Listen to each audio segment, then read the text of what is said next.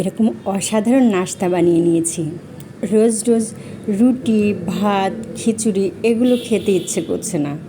সকালে উঠেই ইচ্ছে করলো একটু ভালো কোনো নাস্তা খাই, যেটা খেলে মনও ভরবে, পেটও ভরবে, আবার একটু ডিফারেন্টও হবে। তারপর বানিয়ে নিলাম এটা। অসাধারণ হয়েছে, অনেক ভালো লেগেছে। আমাদের পরিবারের তো সবাই খুশি হয়েছে, বলেছে এমন নাস্তা এখন আমরা প্রায় রোজ চাই।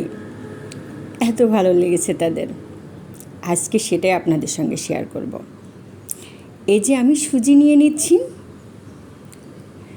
পুরো 1 কাপ ভরে নিয়ে আমি 1 কাপের একটু কমই সুজি নিয়ে নিয়েছি, আর 1/2 কাপ আটা বা ময়দা যেটাই থাক সেটা নিয়ে নিয়েছি। আর দিয়ে দিচ্ছি 3 টেবিল চামচ চিনি, আর গুঁড়ো দুধ দিয়ে দিচ্ছি 2 টেবিল চামচ। একটু বেকিং সোডা দিয়ে দিচ্ছি 1/2 চা চামচের একটু কম।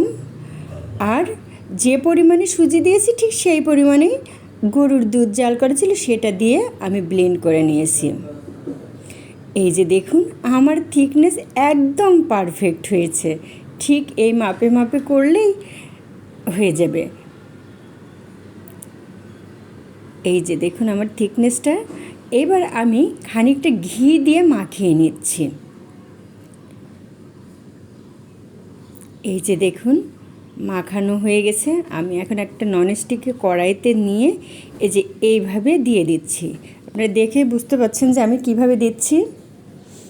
এভাবে আমি বানিয়ে নিব সবগুলো। দেখুন কি সুন্দর জালি তৈরি হচ্ছে আপনা আপনি, আমাকে কিছুই করতে হচ্ছে না। এই যে হয়ে গেল।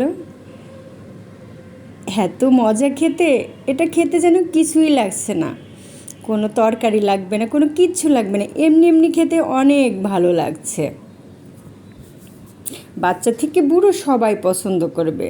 সফট সফট নাস্তা, হালকা মিষ্টি, আর মুখে একটা অন্য রকম অ্যারোমা তৈরি করছে। অনেক ভালো লাগছে। দৈনন্দিন খাবার থেকে একটু আলাদাও হচ্ছে, পেটটাও ভরছে, সেই সঙ্গে মনটাও ভরে যাচ্ছে। তাই আজকে এটাই করে নিয়েছি। এই দেখুন কতটা নরম হয়েছে, একদম মনের মতো টেস্ট হয়েছে, আর ভিতরে কত জালিও তৈরি হয়েছে। এভাবে আমি সবগুলো বানিয়ে নিয়েছি। আমার পরিবারের তো সবারই এইটুকু দিয়েই যথেষ্ট হয়ে যাবে। এই যে দেখুন সবগুলো তৈরি হয়ে গিয়েছে, এখন শুধু খাবার পালা।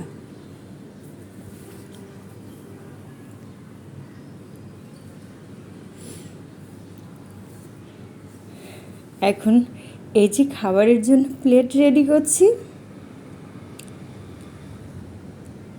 একটা মাওয়া লাড্ডু রেখেছি নাস্তায়, আর একটু কাঁচা কাঁঠালের তরকারি নিয়েছি, যদিও এটাতে কোনো কিছু না হলেই চলে। আর নিয়ে নিয়েছি দেশি মুরগির ডিম।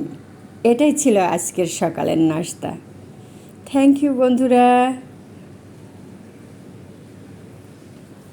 আমি আবার আসবো অন্য কোনো রেসিপি নিয়ে। সাথে থাকবেন, শেয়ার, কমেন্ট আর লাইক দিয়ে আমাকে সঙ্গ দিবেন, আমাকে সহযোগিতা করবেন। থ্যাংক ইউ বন্ধুরা। আজকে যাচ্ছি, আবার আসব অন্য দিন অন্য কোনো রেসিপি নিয়ে আপনাদের সামনেই চলে আসব, এরকম ইয়ামি ইয়ামি খাবার নিয়ে।